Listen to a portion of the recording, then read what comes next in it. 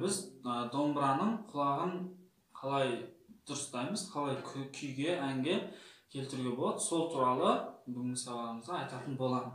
Жалпы домбыраның құлағын жөндеуді, яғни дауысы дұрыс шығу үшін. Мысалға бір мысал келтіретін болсам,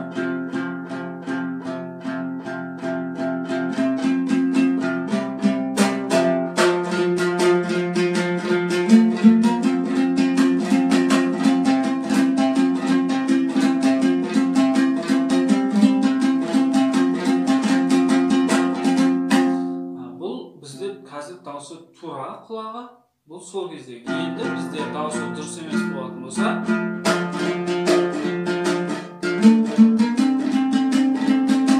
әрине бұл құлаққа да жағымсыз, және тыңдаушының да, және өзіңізге де ыңғайсыздық тудыруы мүмкін. Және бүгін біз осы жағдайды қалай дұрыстауға болатынын айтатын боламыз. Жалпы құлақты турлаудың, дұрыстаудың екі түрі бар. Бірінші түрі есту арқылы, яғни есту қабілеті арқылы. Мысалға алатын болсақ, біздің астыңғы шегіміздің бос шегі, яғни ешқайсысын баспай астын тартқан кезде астыңғы шегімізді осы үстіңгі шектің 5-ші пернесін санаймыз, табамыз. 5-ші пернесін осы екен, дауысы бірдей болу керек.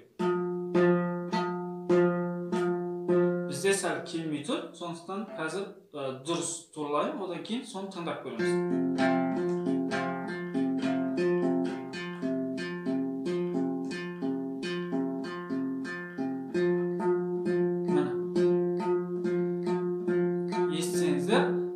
Астыңғы шектінде және үстіңгі шек 5-ті ұстаған кезіміздегі екі шектің дауысы бірдей. Енді осыны дұрыс емес кейін тыңдап көрейік. Байқап тұрғандарыңыздай, үстіңгі шегіміз біздің басқаша, ол яғни төмен түсіп кеткен. Оны біз жоғары қарай бұраймыз, көтеріп былай.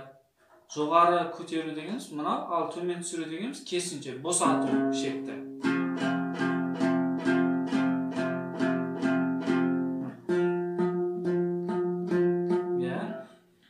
Осы бірінші біздің түрі болатын құлақ дұрыстаудың, және екінші түрі ол бізде ұялы телефонның көмегімен болатын болады. Кез келген телефонды аламыз. Осы жерден біз Play Market немесе App Store'ға кіріп қазір.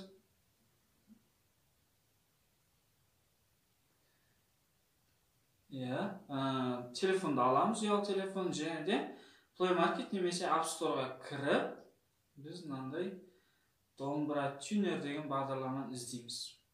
Домбыра тюнер десеңіздер, мына бағдарлама шығады. Осы жерде сіздерде установить деген шығады. Соны басамыз, және де орнатылып болғаннан кейін открыть деген басамыз. Сол кезде бізде мынандай бағдарлама шығатын болады. Енді осы арқылы дұрыстап көрейік. Мысалға, мына жерде бізде екі шек тұр. Мынау G3-ке қойдым мен қазір. Бұл бізде көк. Сызық дегеніміз ол мынау біздің домбыраның астыңғы шегі. Ал енді біз D3-ті басатын болса, қызыл. Ол бізде үстіңгі шегі. Енді бізде бұл жердегі мақсат мынау ойнап тұрған стрелканы жасылға турлауымыз керек. Бірінші астыңғы шектен бастаймыз, әрине. Ол G3 деген басамыз астыңғы шек, және де тартамыз. Міне. Жасылдың сол бөлігінде тұрса, біз оны көтереміз. Көтеру деген, яғни домбыраны жасылға турлап, тағы да көтереміз.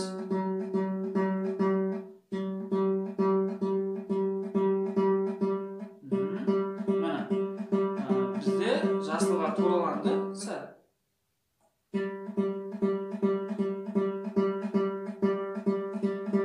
Осы төңіректе болса да болады. Осы жерде тұрады.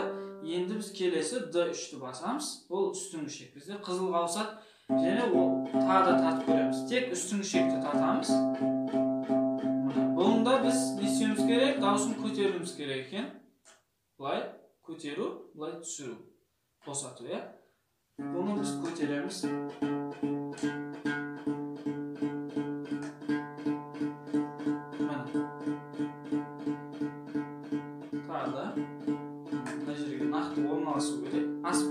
Мысалға мен қатты көтеріп жүрсем, ол асып кетеді оң жаққа қарай. Сол үшін қатты көтермейміз. Түсіреміз қайтадан мені.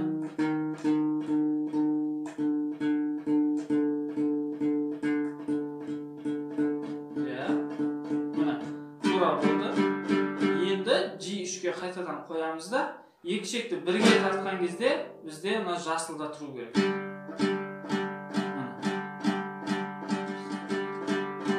Дұрыс деген сөз. Енді біз бірінші тәсіліміз бойынша астыңғы және үстіңгі ішектің 5-ші пернесін тексеріп көрейік. Дауысы тура дұрыс. Енді осымен күй тартсақ.